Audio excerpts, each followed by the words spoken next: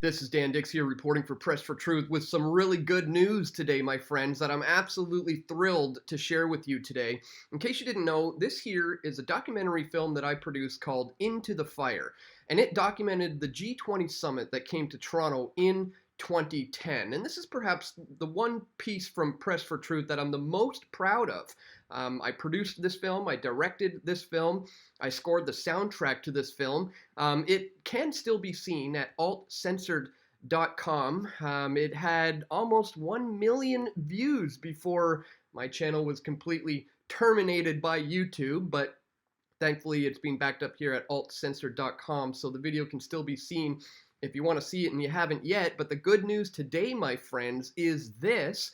$16.5 million settlement has been reached in a class action lawsuit over mass arrests during the 2010 G20 summit. Compensation for those arrested will be between $5,000 and nearly $25,000, guys. So this is really, really good news moving forward. For those of you who know, our film called for a public inquiry. We called for justice in this, and it's taken 10 years, but we've finally gotten there, guys. So I want to go over this article. We'll talk a little bit about that, but before we do, just in case you haven't seen the film, or maybe even if you have, we'll just give you a little refresher here. I want to play for you the trailer to Into the Fire. Now, this is a 2-hour film condensed down into just a 3-minute trailer to give you the gist of just what went on there in 2010 at the G20 summit in Toronto, and you'll see just how brutal the police handled this situation, how the Canadian people's rights were totally obliterated, but now they're getting compensated for it, so it's excellent news. So here's the trailer to Into the Fire. Check this out first, and then we'll jump into the article.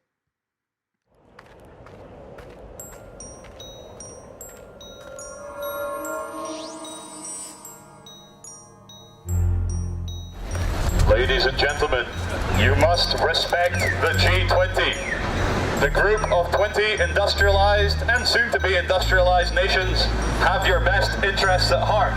You can't do that right here. You're within 5 meters of this wall, so please turn off your video camera. We can't film within 5 meters of the wall? No, that's correct. Who's got, can you... Is he being detained right now? So your friend didn't want to tell the police who he was, so he's been arrested for the time being. The Public Works Protection Act, as it's called, isn't new, but extending it broadly to downtown city blocks is unprecedented. Toronto has been turned into a police state. Ladies and gentlemen, Toronto is in police state lockdown. You are free to do as you are told. Do not rock the boat. Do not question authority. And there's no police at all, at least not where we are, because there's broken windows everywhere all along the street. There's a cop car on fire. Just doesn't make sense. Then without warning, they started advancing and grabbing people randomly, and they started sending horses into the crowd. When you have that many police cars left in an area and people see that there's no police stopping what's going on, you have to answer as to why that was. How an hour and a half of destruction happens with police looking on and doing nothing, I find more than highly suspect. The police were ordered to stand down. Disengage! Arrests, and lots of them. Hundreds at last count, over 500, and they are still making them as we speak. Touch me with that bubble. You're going into custody. Okay, folks, you understand everybody's going to be arrested? For what? I told you conspiracy to commit mischief, so stand here. We'll take you one at a time, okay? Thank you. I'm being taken. This is not North Korea. This is not China. This is a civilized Western nation where people are treated with respect and dignity. 1,100 people were arrested, the largest mass arrest in Canadian history. And what we've seen here is a picture of the police state to come. What happens when you give the police unlimited budgets? All the men they want, all the toys they want, all the machinery they want, and the right to control huge swaths of the city.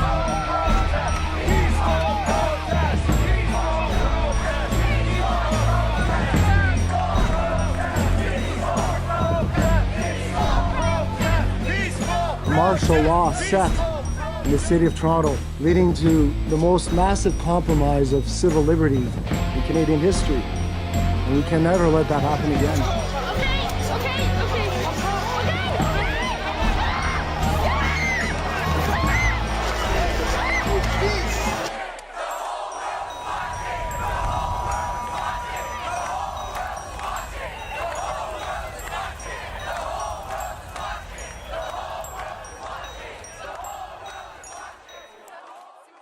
All right, so that's what that was all about. I mean, I still to this day remember it like it happened yesterday because it was so unbelievably shocking. And it's all being documented chronologically in my film Into the Fire. But now we have the awesome pleasure of announcing this great news. This $16.5 million settlement has been reached in this class action lawsuit. So let's get into this. A $16.5 million settlement has been reached in a class action lawsuit over mass arrests at the 2010 G20 summit. The agreement comes after 10 years of court proceedings and negotiations between the Toronto Police Service Board and representatives for about 1,100 people who were arrested during the summit. Under the settlement, those arrested will each be entitled to compensation between $5,000 and $24,700 depending on their experiences. The deal also includes a public acknowledgement by police regarding the mass arrests and the conditions in which protesters were detained, as well as a commitment to changing how protests are policed in the future. I just love that part about this. The fact that they are not only, financially compensating these people, but they're forcing the police to essentially acknowledge that they were in the wrong. This is everything that this film was saying back then, 10 years ago, that we need a public inquiry. There needs to be a class action lawsuit. The police need to be held accountable for what they've done. Yes, it's taken 10 years, but we're finally here. And I just love the fact that they have to acknowledge that, yeah, we were totally in the wrong. This film nailed it, is what they basically should be saying. Those who were wrongfully arrested are also going to have their police records expunged. Makes sense. Thousands participated in the demonstrations. Toronto hosted the G20 Summit of World Leaders in June of 2010. Many public demonstrations were organized to address issues like climate change, globalization, and poverty. Thousands of protesters demonstrated peacefully, but some protesters were accompanied by deliberate vandalism. Now, here's the part of this article that they leave out. It is the main point of this film that we wanted to make, is those few who were doing all the bad stuff, the vandalism, were actually the police themselves, guys. Agent provocateurs, police officers dressed up in all black clothing, setting their own police cars on fire in order to blame it on the massive protests so that they could kettle 1,100 people and have them arrested en masse and sent to detention centers.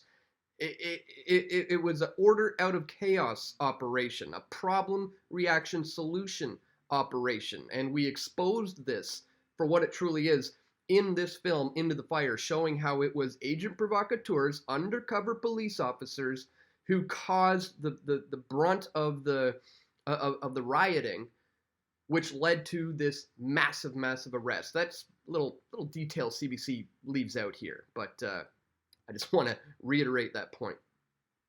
Police reacted by encircling large groups of hundreds of protesters in several locations in downtown Toronto, with cordons of riot police holding them for hours and then transferring many of them to a temporary detention center. The lawsuit was launched in 2010 by Sherry Good as the legal representative of approximately 1,100 class members. The Toronto Police Service initially objected to the class action proceedings in court, and the class action status was not finalized until November of 2016. When these events happened, many Canadians could not believe they happened in Canada. The settlement appears to fairly recognize, through financial compensation, acknowledgements, and reforms, that they shouldn't have happened and will never happen again. So there it is, guys.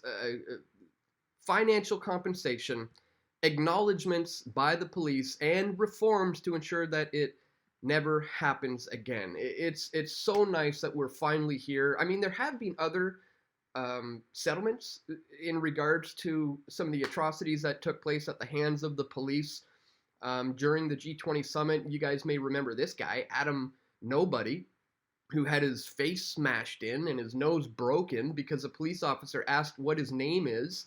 "What's your last name?" he said. This guy says Nobody, which it is, and for that, the cop smashed his face in because he didn't believe him, you know. Oh yeah, your last name is Nobody? Boom, broke his nose. Well, that officer was charged with assault, and Adam Nobody was financially compensated for that quite a while ago. So some of these things have already been coming about. Justice is being served, but now on the massive scale, we're seeing it as it's finally being served for the 1,100 people who were arrested at the G20. So really good news, guys. Just wanted to bring that to your attention today in case you didn't know. I'm so happy to hear this. If you guys were one of the 1,100 people who were arrested during the G20, get in touch with these guys. You are entitled to some of that money because of the way you were mistreated by the police. And I'm so happy that this film, Into the Fire, could bring these matters to the attention of the masses, so that they could even know that there was a problem with this in the first place. And now, 10 years later, justice has been served.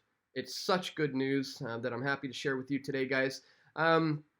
On another note, if you didn't know, I'll leave you with the link in the description to this video, Into the Fire Behind the Music. As I said, I produced this film, I directed the film, but I also scored all of the music to the film Into the Fire, and we did a little feature for the DVD behind the music of how I scored all the music for the film. So if that's something you're interested in, check it out. Links for that will be located in the description below.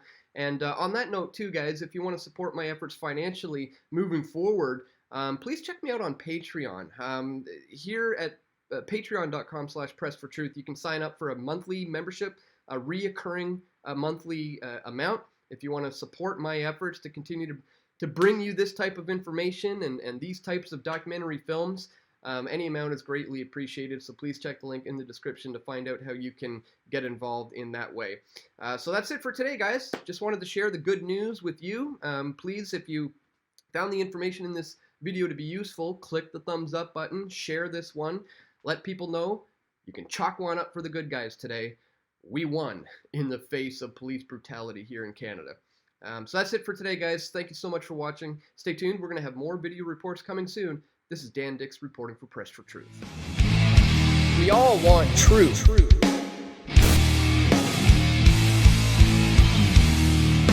The truth will set you free.